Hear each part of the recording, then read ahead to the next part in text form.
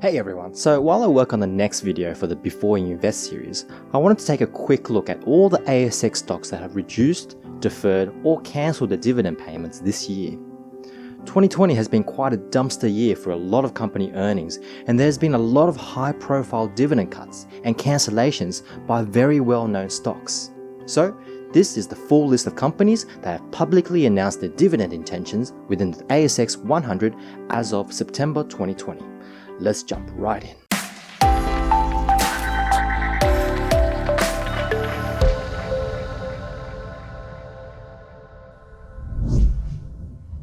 We'll order this list by sector and then market cap from highest to lowest. And not surprisingly, the top spots are taken up by the big four banks and some smaller ones who are all hurting from loan deferrals and defaults from the loss of the borrower's wages and employment. We have CBA cutting its dividend from $2.31 down to 98 cents, a cut of 58%. Westpac Bank is the only one that has completely cancelled its dividend, probably to conserve cash to pay for its fine in the money laundering scandal.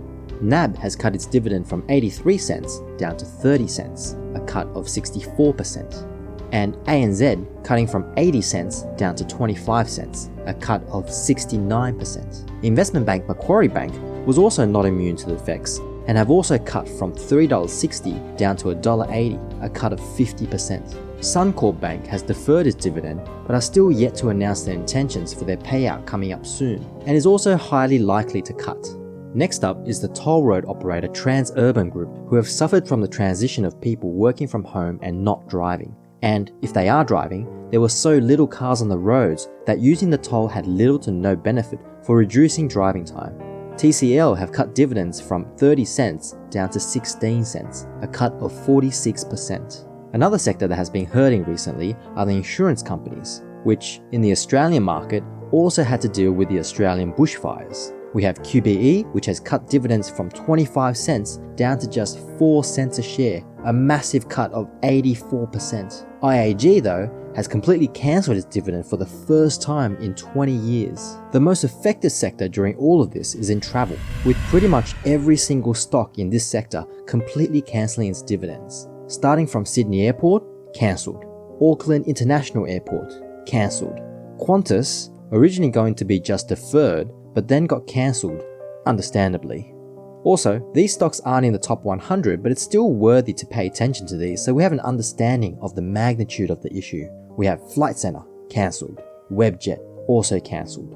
Probably the second most affected industry is any stocks with interests in property, especially if they have an exposure to retail property. So, for Scentre Group, the final dividend payment is cancelled as expected. Mirvac Group have cut dividends from 6.3 cents down to 3 cents, a cut of 52%. They are the only ones paying any sort of decent dividends in this sector.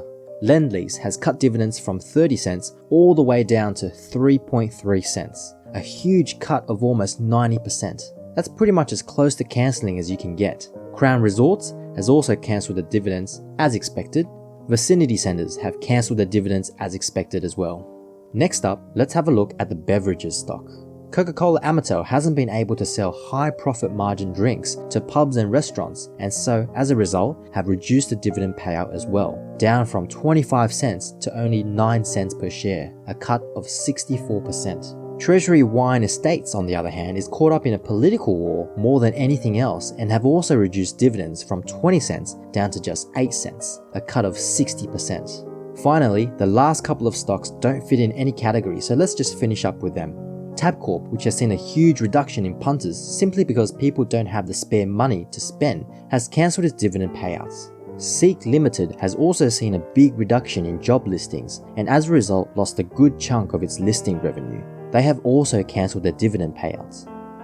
So that's the full list of dividend stocks on the ASX top 100 list that have cancelled or reduced their dividends this year so far. I don't think any of these were surprises, so if you're a dividend investor looking to invest, it may be worthwhile to look for other stocks for now until things go back to normal. For example, JB Hi-Fi has actually increased its dividends this year after a blockbuster sales period for them, and Mineral Resources also had a massive year of earnings and have more than doubled its dividend payment. So there are exceptions to the doom and gloom of 2020, and we can still find little gems like that.